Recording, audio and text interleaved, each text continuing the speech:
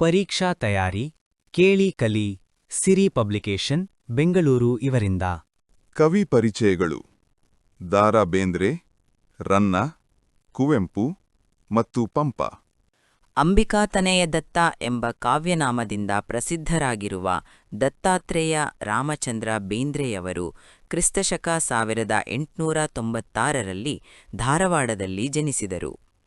ನವೋದಯ ಕನ್ನಡ ಸಾಹಿತ್ಯದ ಪ್ರಮುಖ ಕವಿಗಳಲ್ಲಿ ಒಬ್ಬರಾದ ದಾರಾ ಬೇಂದ್ರೆಯವರು ಗರಿ, ಕೃಷ್ಣಕುಮಾರಿ, ಉಯ್ಯಾಲೆ, ಸಖೀಗೀತ, ನಾದಲೀಲೆ, ಮೇಘ್ರದೂತ, ಗಂಗಾವತರಣ, ಸೂರ್ಯಪಾನ, ನಗೆಯ ಹೊಗೆ, ಸಾಹಿತ್ಯದ ವಿರಾಟ್ ಸ್ವರೂಪ ಮೊದಲಾದ ಕೃತಿಗಳನ್ನು ರಚಿಸಿದ್ದಾರೆ.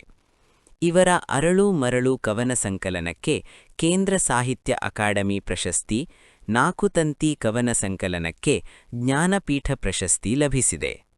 ಕನ್ನಡದ ರತ್ನತ್ರಯರಲ್ಲಿ ಒಬ್ಬನಾದ ರನ್ನನು ಕ್ರಿಸ್ತಶಕ ಸುಮಾರು 949ರಲ್ಲಿ ಬಾಗಲಕೋಟೆ ಜಿಲ್ಲೆಯ ಮುದುವಳಲು ಎಂಬ ಗ್ರಾಮದಲ್ಲಿ ಜನಿಸಿದನು. ತಂದೆ ಜಿನವಲ್ಲಭ, ತಾಯಿ ಅಬ್ಬಲಬ್ಬೆ.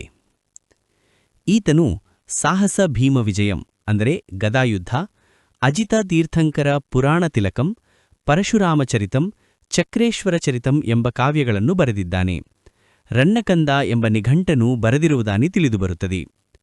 ರನ್ನನು ಚಾಲುಕ್ಯ ದೊರೆ ತೈಲಪನ ಆಸ್ಥಾನದಲ್ಲಿದ್ದು ಆತನಿಂದ ಕವಿಚಕ್ರವರ್ತಿ ಎಂಬ ಬಿರುದನ್ನು ಪಡೆದಿದ್ದಾನೆ.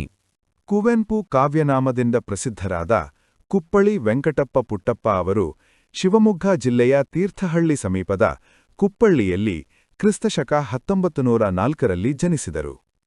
ಇವರು ಕೊಳಲು, ಪಾಂಚಜನ್ಯ, ಪ್ರೇಮ ಕಾಶ್ಮೀರ, ಪಕ್ಷಿಕಾಶಿ, ಶ್ರೀರಾಮಾಯಣ ದರ್ಶನಂ, ಕಾನೂರು ಹೆಗ್ಗಡತಿ, ಮಲೆಗಳಲ್ಲಿ ಮದುಮಗಳು, ತಪೋನಂದನ, ರಸೋವೈಸಹ, ಅಮಲನ ಕಥೆ, ಬೊಮ್ಮನಣ್ಣನ ತಮ್ಮ, ಬೊಮ್ಮನಹಳ್ಳಿಯ ಕಿಂದರಿ ಜೋಗಿ, ಜಲಗಾರ, ಯಮನ ಸೋಲು, ಬೆರಳಿಗೆ ಕೊರಳ್, ನೆನಪಿನ ದೋಣಿಯಲ್ಲಿ, ಆತ್ಮಕಥನ ಮುಂತಾದ ಕೃತಿಗಳನ್ನು ಬರೆದಿದ್ದಾರೆ.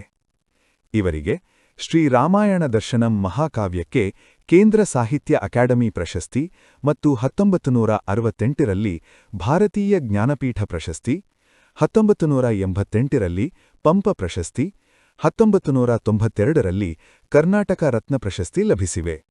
1964ರಲ್ಲಿ ರಾಷ್ಟ್ರಕವಿ ಬಿರುದಿಗೆ ಪಾತ್ರರಾಗಿದ್ದಾರೆ. ಕನ್ನಡದ ಆದಿಕವಿ ಎನಿಸಿಕೊಂಡ ಮಹಾಕವಿ ಪಂಪನು ಕ್ರಿಸ್ತಶಕ ಸುಮಾರು 902ರಲ್ಲಿ ವೆಂಗಿಮಂಡಲದ ವೆಂಗೀಪಣು ಎಂಬ ಅಗ್ರಹಾರದಲ್ಲಿ ಜನಿಸಿದನು.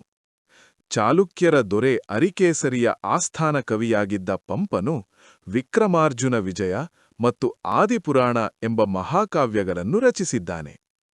ಕನ್ನಡದ ರತ್ನತ್ರಯರಲ್ಲಿ ಒಬ್ಬನಾಗಿದ್ದ ಈತನಿಗೆ ಸರಸ್ವತೀ ಮಣಿಹಾರ, ಸಂಸಾರ ಸಾರೋದಯ, ಕವಿತಾ ಗುಣಾರ್ಣವ ಎಂಬ ಬಿರುದುಗಳು ಇದ್ದವು.